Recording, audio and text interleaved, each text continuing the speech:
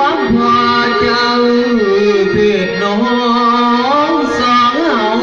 บ่โนสมดุลนะต้องเข้าใจกันสิดีที่สุดเลยเดี๋ยวมันต้องมาเยี่ยมบ้านหลังนี้ไอ้โอ้ยนางเอ๋ยนาง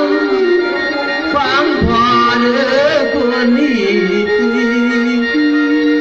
ผู้เป็นเพียรขนมเจ้านางเอ๋ยนางมุ่นบ่เงาบ่สุนทางเดินหน้าร้านสาเพียงใดอายขออาย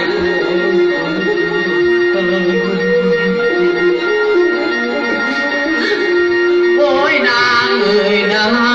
งถ้าสนามีจริงขอให้สมรักดี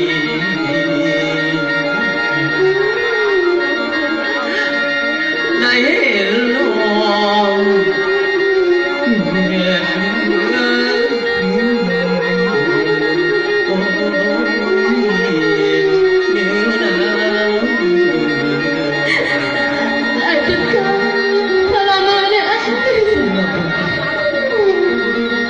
baru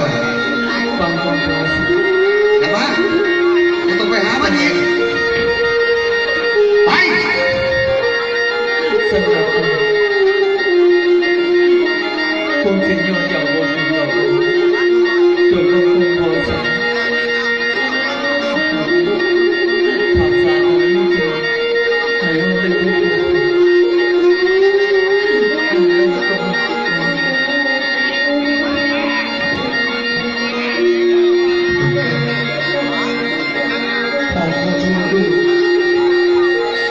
ความคิดกันเจ้าเคยยอมว่าเจ้าเป็นใครก็มองกันขอโทษ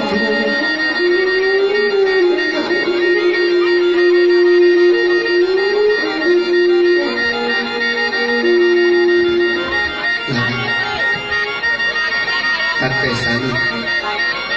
ลืมผู้ชายคนนั้นลืมผู้ชายคนนั้นไปเป็นไหนก็รอด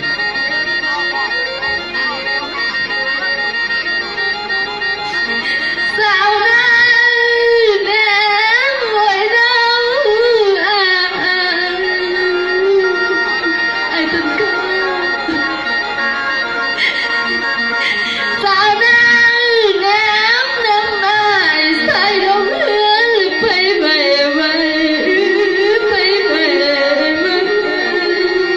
ตัดเลยสรุปมันเป็นไปว่าอะไรลาพี่นางเอ๋ยคงเสียใจน้องพี่เจ้าพี่ดาเราลงได้มีคืน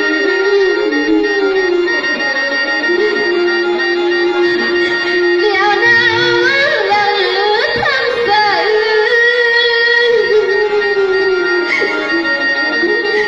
เดี๋ยวน้ำละเหลือทั้งใจแสนคงคืนอยู่ในใจน้องพี่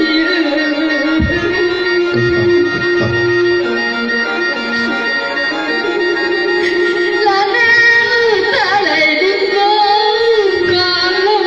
บ่มีแน่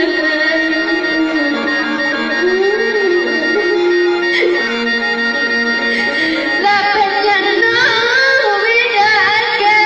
วบ่เห็นใจลูกเมียเนี่ยลูกเมียน่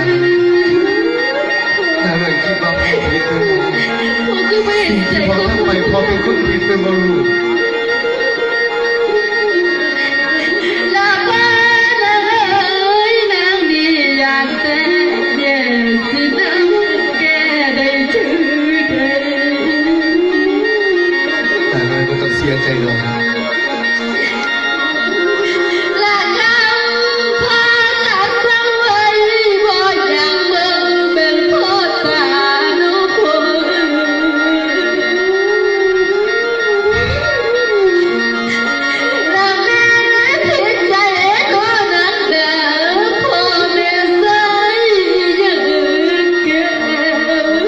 เป็นมอสิบอกแต่หน่อยคนสิบอกเข้าใจเรา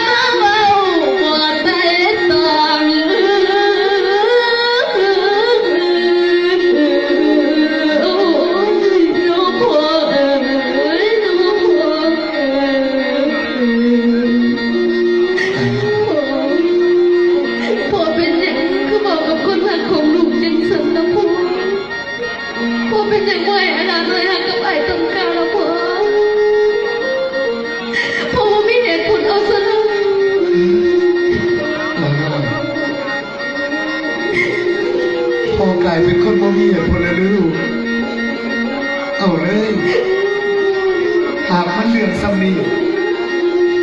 ลาหน่อยสิคิดว่าพ่อเป็นคนผิดแล้วบ่มีเหตุผลลาหอยสะสมใจให้ลูกย้อนผู้ชายพอกันบ่พอเท่าไหร่มันเอง